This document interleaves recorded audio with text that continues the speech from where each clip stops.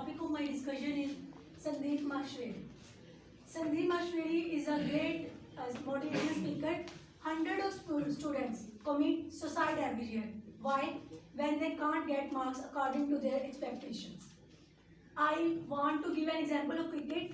Life is just like a cricket, without wicket keeper and without wicket. When the bowler throws his first ball, suppose you miss that ball, what will you do? You go and end your life.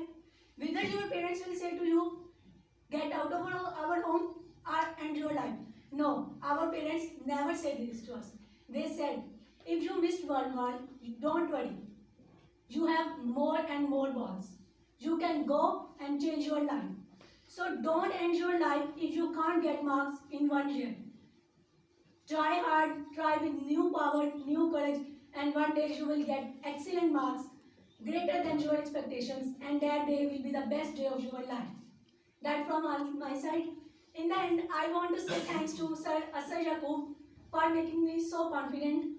I remember my first day when I came here, I was shivering.